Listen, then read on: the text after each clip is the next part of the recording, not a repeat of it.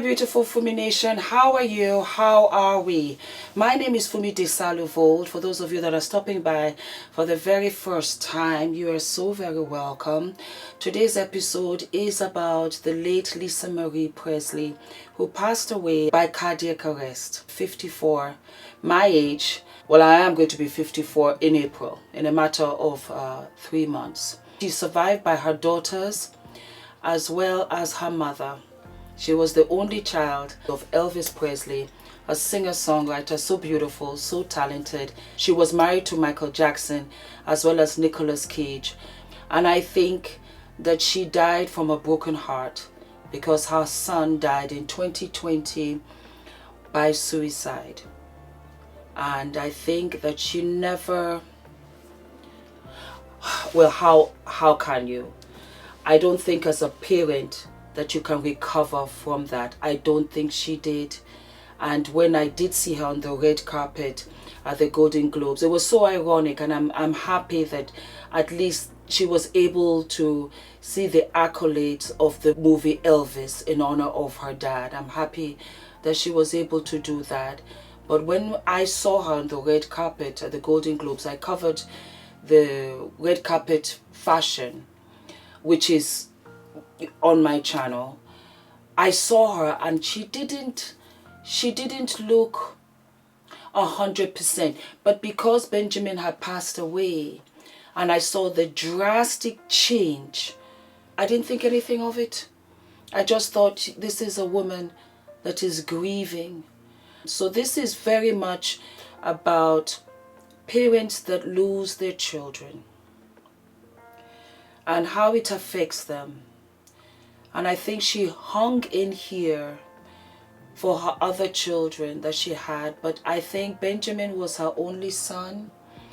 And I don't think she ever recovered from it. When I first talked about Shankwela, the first episode I ever did, I had said that once the child dies, the mother dies.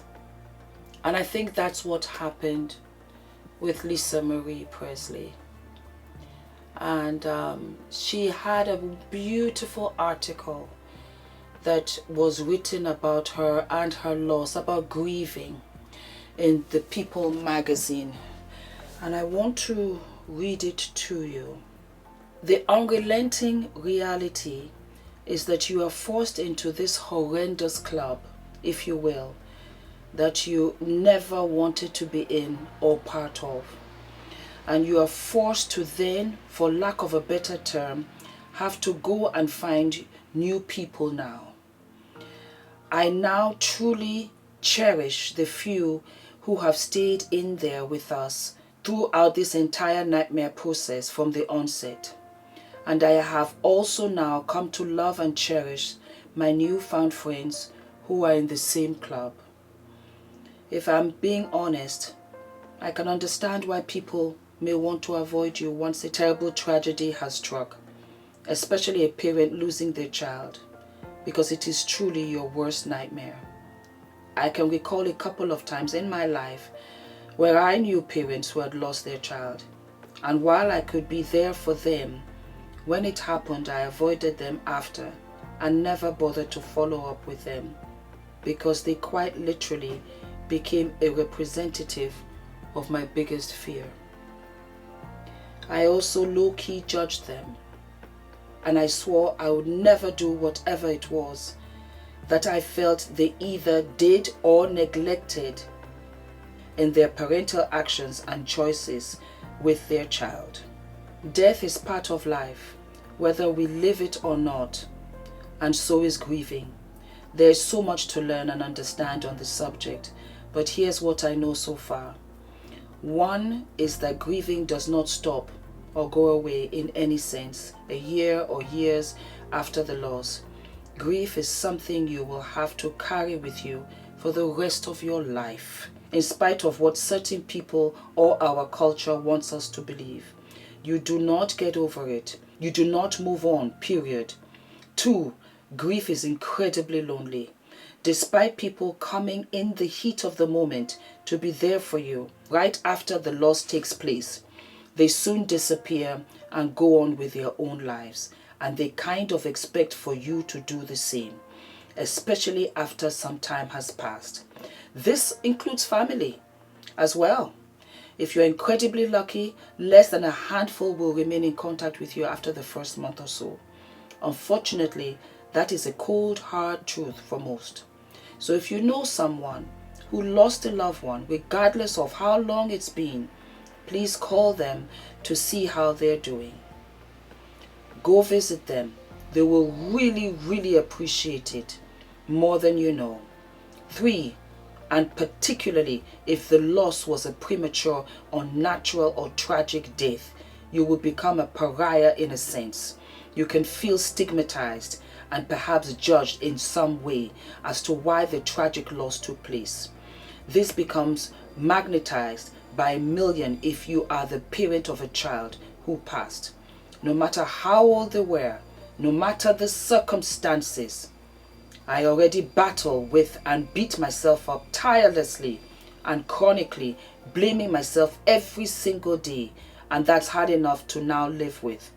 But others will judge and blame you too, even secretly or behind your back, which is even more cruel and painful on top of everything else. This is where finding others who have experienced a similar loss can be the only way to go. Support groups that have your specific kind of loss in common. I go to them and I hold them for other bereaved parents at my home. Nothing, absolutely nothing, takes away the pain, but finding support can sometimes help you feel a bit less alone. God bless her. And I say that to everybody that has lost someone dear. It is, you can't, I couldn't put it in words. It's the greatest fear of every parent. And I'm going to tell you something. I've never said this before. The worst part of being a parent for me is constantly afraid. I am constantly afraid. The fear. Is he okay? It humbles you. It humbles you. And you find yourself really flipped all the way 360 degrees, trying to do the best that you can do, work hard, be dedicated. It really turned me personally into a completely different human being. From the second Adrian was born, I'm a different human being. I live for him in essence. And I can completely understand how beautiful Lisa Marie's life was cut short. And it's unfortunate. And I send my deepest condolences to Priscilla Presley, who lost her grandson, who has lost her daughter, lost her husband as well, and she's still here carrying the bag. Well, she has to now because these children have lost their mother, and so she has to be there for them. It's just sad how so many people have passed away. In the past 24 months, I would say, there has been a lot of loss. Young, accidents, illnesses, shocking passings that you just could not have even foreseen. This has been a lot. Somebody sent me a message and said, Fumi, there's been so much death, and I have to agree. And that's why I want all of us to really appreciate every single day that we have, because life is short. Because you don't know when your number will come up. And sometimes it comes through those that we love, because you're not the same anymore when you go through such devastating loss. She was beautiful, Lisa Marie, beautiful. She had Elvis's eyes. Her daughter has Elvis's eyes. And she will be remembered. May her beautiful soul rest in eternal peace. May you fly with the highest. And thank you for your time here on earth. And may we send a lot of prayers in the direction of her family. She's going to be buried at Graceland beside her son, and we pray for the family. And death is part of life, and there's been a lot of death. And let us learn from what she has said and show empathy and compassion to those that have lost their children. It's a hard fact of life. Life does go on, and in many ways, where I understand how people just move on with their lives, they are forced to move on with their lives, unless life will move on without them. We're parents, we have responsibilities, you've got doctor's appointments, you've got school runs, you've got meetings to go, you have your parents. So, you know, I'm in a situation where I'm surrounded by a lot of men. I have my father, I have my husband, I have my son, you know, and they all need me. I'm in that unique situation now where I feel very blessed, and they all need me. So life moves on, and I'm not able to spread myself as thin. I'm not able to. And it's unfortunate because you can't be and do everything to everybody. But it is good every once in a while, pick up the phone. I do that. I pick up the phone. I'm not very much a texter.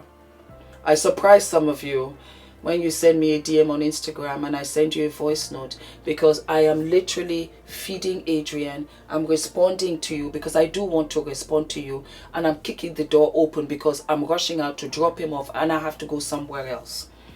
So, you know, I think that it's a balancing act for everybody. But I know that losing a child is the ultimate greatest fear. The ultimate greatest fear for any parent. For any parent, it's the ultimate to lose a child. Some people don't survive it. And I believe that somehow Lisa, she just dwindled away before our eyes. It was something she couldn't get over. And I understand. So you guys, let me know down in the comment section. I try to respond to a lot of parents that tell me that they've lost their children. Again, because I'm covering Shanquella Robinson constantly, I always see the comments below. Always calling me.